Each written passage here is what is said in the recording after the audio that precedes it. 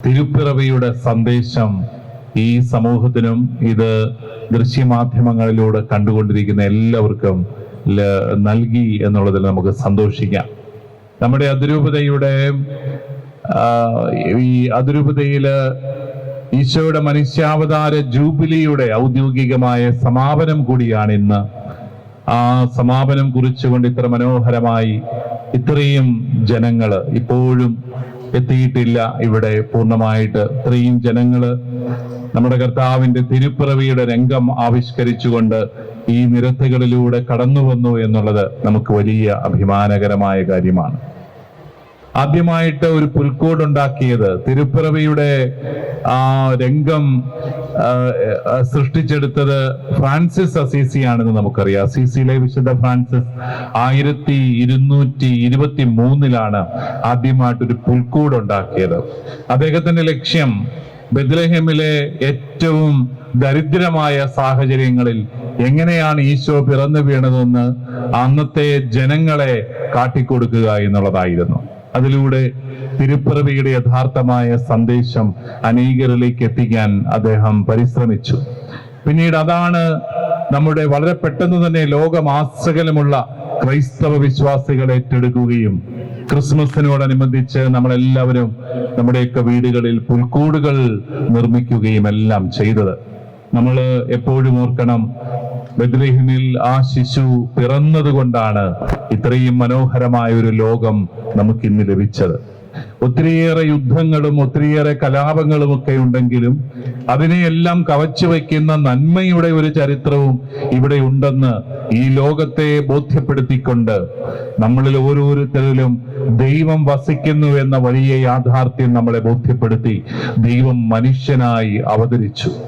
പുൽക്കൂട്ടിൽ ഈശോ പിറന്നതുകൊണ്ട്, അതുകൊണ്ട് പുൽക്കൂട്ടിൽ പിറന്നവരെ തേടി പോകുവാൻ അനേകർക്കത് പ്രചോദനമായി. ലോകത്തിലുള്ള ഏറ്റവും പ്രധാനപ്പെട്ട കാരുണ്യ പ്രസ്ഥാനങ്ങളെല്ലാം പിറന്നു വീണത് ക്രൈസ്തവ സന്ദേശത്തിന്റെ പിൻബലത്തിലാണെന്നുള്ളത് നമുക്ക് അഭിമാനകരമാണ്. കാരണം നമ്മുടെ ദൈവം ദരിദ്രനായി അവതരിച്ചെങ്കിൽ ദാരിദ്ര്യത്തെ പുൽകുവാനും ദരിദ്രരെ തേടി പോകുവാനും നമ്മൾ ഓരോരുത്തരും പരിശ്രമിക്കേണ്ടതാണെന്നുള്ള ഒരു വലിയ സന്ദേശം എല്ലാവരിലും ലഭിച്ചു. ഞാനിപ്പോഴും അഭിമാനത്തോടു കൂടി ഓർക്കും, നമ്മുടെ അതിരൂപതയിലും നമ്മുടെ എല്ലാവരുടെയും, നമ്മുടെ ഈ 80,000-ഓളം വരുന്ന കുടുംബങ്ങളുടെ പിന്തുണയോടെ എത്രമാത്രം കാരുണ്യ പ്രവർത്തനങ്ങളാണ് നമുക്ക് ചെയ്യാനായിട്ട് സാധിക്കുന്നത് ഓരോ വർഷവും. അതിന്റെ മുഴുവൻ പ്രചോദനം പുൽക്കൂട്ടിലെ ആ ശിശുവാണ്. ഓരോ മനുഷ്യനും മഹത്വമുള്ളവനാണെന്ന്, ദൈവം അവതരിക്കാനായിട്ട് സാധ്യതയുള്ളവനാണെന്നുള്ള സന്ദേശം നൽകി മനുഷ്യന്റെ വില ഉയർത്തിയ തിരുനാളാണ് തിരുപ്പിറവി. അതുകൊണ്ടാണ് നമ്മൾ എല്ലായിടങ്ങളിലും വിദ്യാഭ്യാസ സ്ഥാപനങ്ങൾ ആരംഭിച്ചത്. ബഹുമാനപ്പെട്ട ഏത്തക്കാട്ടച്ഛൻ പറയുകയുണ്ടായി, പുൽക്കൂടുണ്ടാക്കാനും കരോള് നടത്താനും പോലും ഭയപ്പെടുന്ന സാഹചര്യങ്ങൾ ഈ രാജ്യത്ത് ഈ കഴിഞ്ഞ ക്രിസ്മസ് ദിനങ്ങളിൽ ഉണ്ടായി എന്നുള്ളത്. നമ്മളെ കരോള് നടത്താൻ ഭയപ്പെടുന്നവരോടും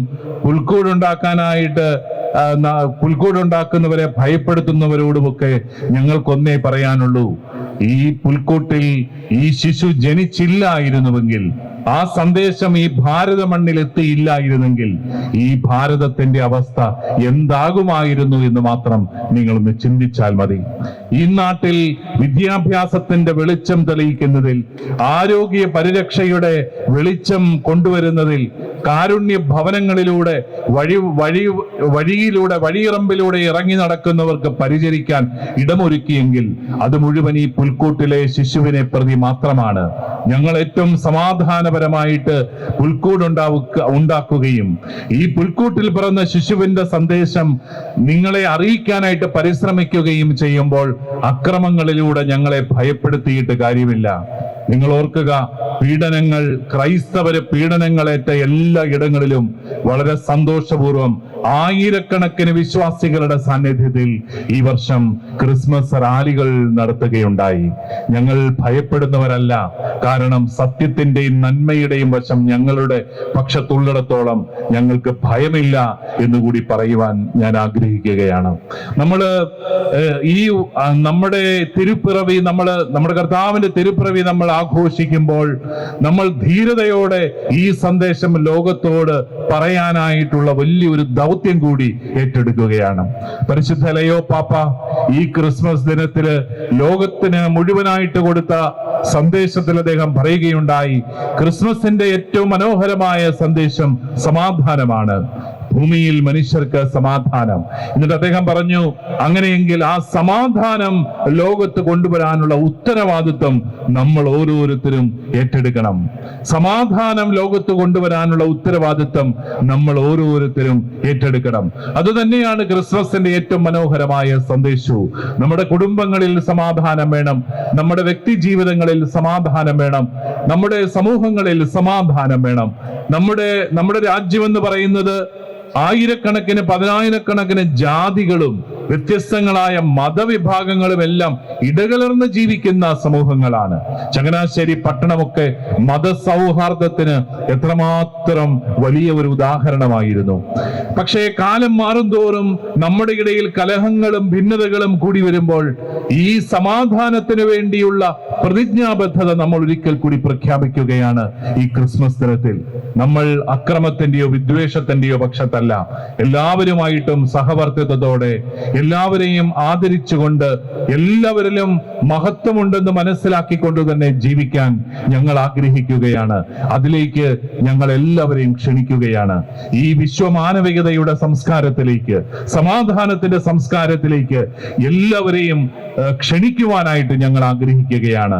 ഈ ഒരു സന്ദേശമാണ് ഈ പട്ടണത്തിന് ഈ തിരുപ്പിറവിയുടെ ഈ മനോഹരമായ യാത്രയിലൂടെ നമ്മൾ നൽകിയത്. പരിശുദ്ധ ലയോ പാപ്പ ഇന്നലെ പറയുകയുണ്ടായി, കഴിഞ്ഞ ദിവസം ക്രിസ്മസിന് തന്നെ അദ്ദേഹം പറഞ്ഞു, ക്രിസ്ത്യാനിക്ക് ശത്രുക്കളില്ല, സഹോദരങ്ങളും സുഹൃത്തുക്കളും മാത്രമേ ഉള്ളൂ. ക്രിസ്ത്യാനിക്ക് ശത്രുക്കളില്ല, സഹോദരങ്ങൾ മാത്രമേ ഉള്ളൂ. അതായിരുന്നു എന്നും നമ്മുടെ നിലപാട്. അതുകൊണ്ടാണ് നമ്മൾ സ്കൂളുകൾ തുടങ്ങിയപ്പോൾ അവിടെ ഒരിക്കലും ക്രിസ്ത്യാനിക്ക് മാത്രമായി നമ്മൾ സ്കൂൾ തുടങ്ങിയിട്ടില്ല. നമ്മൾ ആശുപത്രികൾ ആരംഭിച്ചപ്പോൾ ക്രിസ്ത്യാനിക്ക് മാത്രമായി നമ്മൾ ആശുപത്രികൾ ആരംഭിച്ചില്ല. നമ്മൾ പള്ളികൾ പണിതപ്പോൾ അതിന്റെ വാതിലുകൾ ആരുടെ നേർക്കും നമ്മൾ കുട്ടിയടച്ചില്ല. അത് വെള്ളപ്പൊക്കമുണ്ടായപ്പോഴും ദുരിതങ്ങൾ ഉണ്ടായപ്പോഴും നമ്മൾ തുറന്നു കൊടുക്കപ്പെട്ട സ്ഥാപനങ്ങളായിരുന്നു ക്രൈസ്തവരുടെ സ്ഥാപനങ്ങൾ. കാരണം നമ്മളുടെ അടിസ്ഥാനം പുൽക്കൂട്ടിലെ ഈ സമാധാന രാജാവാണ്, പുൽക്കൂട്ടിൽ പിറന്ന ഈ സമാധാന രാജാവാണ്.